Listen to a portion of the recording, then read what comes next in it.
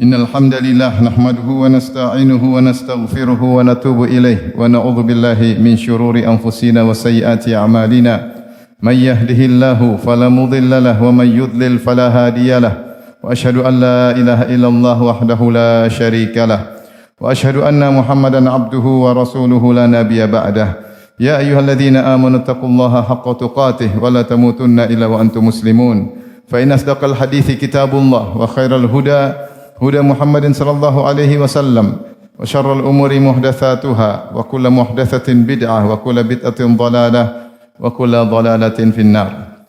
معاشر المسلمين أوصيكم ونفسي بتقوى الله فقد فاز المتقون. Sungguhnya siapa yang melakukan maksiat dan melakukan dosa, dia adalah orang yang jahil, orang yang bodoh.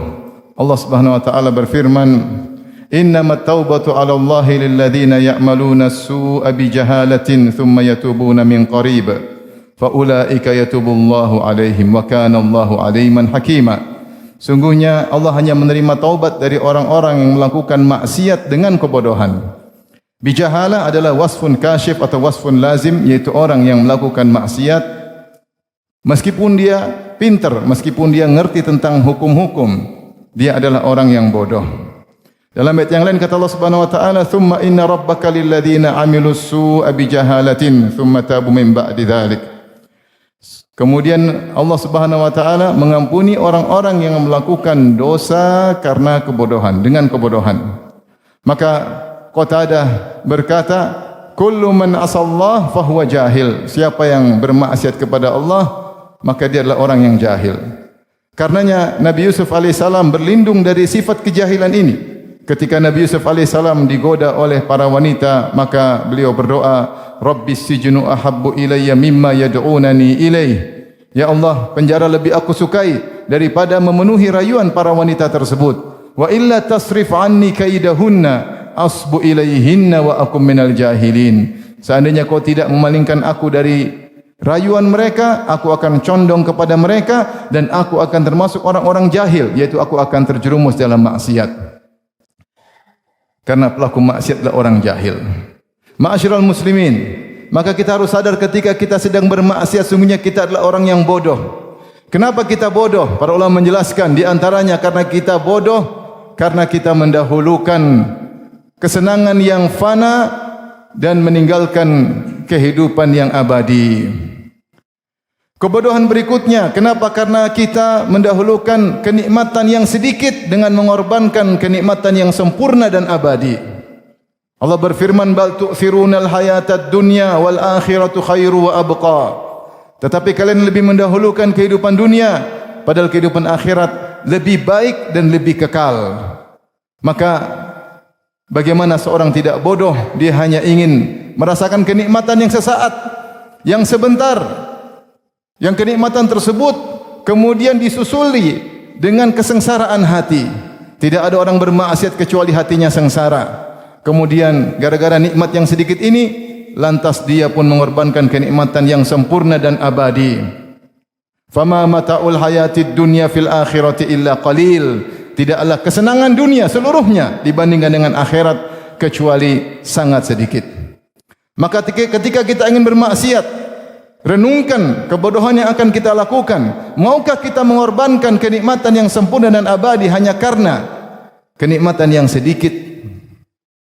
Dan di antara kebodohan orang yang bermaksiat, bahwasanya dia bodoh dengan keagungan Allah Subhanahu wa taala. Seandainya dia tahu akan keagungan Allah Subhanahu wa taala, tentunya dia tidak akan nekat untuk bermaksiat. Ketahuilah ketika kita sedang bermaksiat, maka pengagungan kita kepada Allah sedang luntur. Oleh karenanya, orang yang paling bertakwa kepada Allah, orang yang paling berilmu, yang benar-benar ilmu yang meresap dalam hatinya, innama yakhsyallaha min ibadihil ulama. Sungguhnya yang takut kepada Allah dari kalangan hamba-hambanya adalah para ulama. Kata Nabi SAW, inni la'alamukum billah wa akhsyakum. Aku adalah orang yang paling tahu tentang Allah daripada kalian, maka aku yang paling takut kepada Allah Subhanahu wa taala. Dikatakan oleh para salaf, man kana billahi a'lam kana 'anil ma'siyati ab'ad. Siapa yang lebih tahu tentang Allah, maka dia lebih jauh dari maksiat.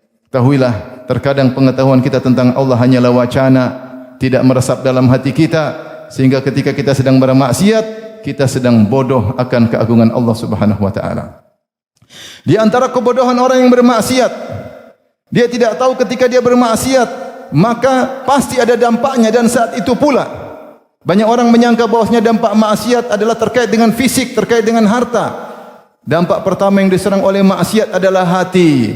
Kata Nabi SAW, innal abda idza adnaba dzamban nuqitat fi qalbihi nuqtatun sauda. Sungguhnya seorang hamba jika melakukan maksiat, maka dibuatlah noda hitam dalam hatinya. Maka jadilah dia malas untuk beribadah, jadilah dia futur, jadilah dia tidak khusyuk ketika beribadah. Kenapa? Dampak maksiat yang dia lakukan. Meskipun dia hidup dalam kondisi sehat secara fisik, meskipun ekonominya lancar, tetapi sesungguhnya maksiat telah memberi dampak langsung tanpa menunda. Oleh karenanya siapa yang bermaksiat, coba perhatikan hatinya. Setelah dia bermaksiat, pasti hatinya terasa gelap, pasti hatinya terasa keras. Saat itu juga kemudian racun tersebut masuk demi sedikit, sedikit demi sedikit, sehingga berakumulasi. Ada saatnya dia akan meledak ketika seorang tidak segera bertobat kepada Allah Subhanahu wa taala. Di antara kebodohan orang yang bermaksiat, dia tidak tahu bahwasanya dia tidak bakalan mampu untuk menghadapi siksaan Allah Subhanahu wa taala. Api neraka sangatlah dahsyat. Fa anzartukum naran talazza. Aku ingatkan kepada kalian tentang api neraka yang menyala-nyala. Allati tattali'u 'ala al-afidah, yang api neraka kalau membakar langsung membakar luar dan dalam. Berbeda dengan api dunia yang membakar luar dulu baru kemudian masuk bagian dalam. Adapun api neraka kata Allah, allati tattali'u 'ala al-afidah, ketika membakar tubuh manusia langsung masuk ke dalam jantungnya. Seandainya kita terbuat dari besi, kita pun akan luluh dalam neraka jahanam. Bagaimana kita hanyalah darah daging, kulit yang sangat lemah ini. Api lilin tidak mampu kita hadapi. Bagaimana dengan api neraka jahanam? Orang ketika bermaksiat, dia bodoh akan hal ini. Seorang bermaksiat, dia bodoh. Kenapa? Karena ketika dia bermaksiat, kebahagiaan Allah cabut darinya. Betapa banyak orang sengsara, merasakan kesengsaraan ketika dia bermaksiat. Contoh seorang yang tidak menjaga pandangannya, dia memandang hal-hal yang haram, maka kelezatan yang halal yang Allah berikan padanya hilang darinya. Maka dia hambar ketika memandang istrinya. Kebahagiaan yang ada di rumahnya hilang dan sirna karena dia suka bermaksiat, sementara kelezatan yang halal dicabut oleh Allah Subhanahu wa taala. Dan demikian setiap kita bermaksiat, ada kebahagiaan yang Allah cabut dari kita. Ma'asyiral muslimin, oleh karenanya bertakwalah kepada Allah Subhanahu wa taala kita semua. Janganlah menjadi orang-orang yang bodoh. Sungguhnya ujung dari orang-orang bodoh hanyalah penyesalan. Jika penyesalan tersebut di akhirat, maka tiada guna. Aqulu qawli hadza astaghfirullah li wa lakum wa lisal muslimin kulli dhanbin khati'a fastaghfiruhu innahu huwal ghafurur rahim. Alhamdulillahi ala ihsani wa syukru lahu ala taufiqihi wa amtinani. Asyhadu an la ilaha illallah wahdahu la syarika lahu ta'ziman li sya'nihi. Asyhadu anna Muhammadan abduhu wa rasuluhu da'ila ridwanih. Allahumma salli alaihi wa ala alihi wa ashabihi wa ikhwani.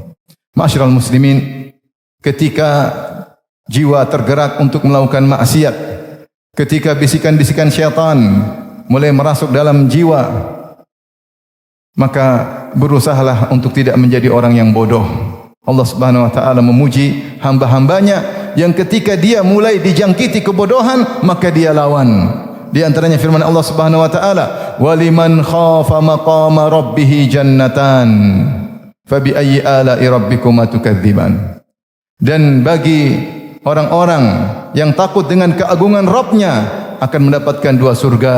Sebagian ulama mengatakan yaitu hamma bil ma'siyah, dia ingin maksiat, tiba-tiba dia ingat Allah, dia ingat bahwasanya dia akan dihisab, dia ingat bahwasanya betapa banyak nikmat yang Allah berikan kepadanya. Dia mulai mengembalikan ilmu yang sedang hilang dari dirinya. Kejahilan menerpanya, tapi dia lawan. Dia mulai ingat. Lantas dia pun meninggalkan maksiat tersebut. Allah berikan baginya dua surga. Demikian juga Allah Subhanahu wa taala berfirman Dalam surat Al-A'raf, innal ladzina taqaw idza massahum ta'ifun minasyaitani tadhakkaru fa idzahum mubsirun. Sungguhnya orang-orang yang bertakwa, idza massahum ta'ifun minasyaitan, ketika datang bisikan-bisikan syaitan. Ada yang menafsirkan syaitan sudah memutar-mutarinya, sudah membisik-bisikannya, menghasut-hasutnya, menghasung-hasungnya. Tadhakkaru, maka dia lawan kebodohan tersebut, dia mulai ingat-ingat. Apa yang dia ingat, kata para ulama, dia ingat akan keagungan Allah Subhanahu wa taala. Dia ingat betapa banyak nikmat yang Allah berikan kepadanya. Sungguh bodoh kalau Allah berikan nikmat kemudian dia malah membangkang kepada Allah Subhanahu wa taala. Dia ingat akan api neraka, dia ingat, maka dia lawan kejahilannya dengan ilmu. Kata Allah, fa idzahum mubsirun. Sebagian ahli tafsir mengatakan fa idzahum alal basirah, kemudian mereka pun di atas ilmu, akhirnya mereka pun meninggalkan kemaksiatan tersebut. Betapa sering kita jadi orang bodoh, tapi jangan terus-terusan bodoh. Lawan kebodohan tersebut. Hidup hanya sebentar. Di antara kebodohan yang dikatakan oleh para ulama, ketika seorang bermaksiat, dia menunda-nunda taubat, dia menyangka hidupnya akan lama, sementara dia bodoh, kematian bisa datang kapan saja. Semoga Allah Subhanahu wa taala menganugerahkan kepada kita ilmu yang bermanfaat, terutama ketika tatkala bisikan-bisikan syaitan menghasung kita untuk membangkang kepada Allah Subhanahu wa taala. Innallaha malaikatahu yusholluna 'alan nabi ya ayyuhalladzina amanu shallu 'alaihi wa sallimu taslima.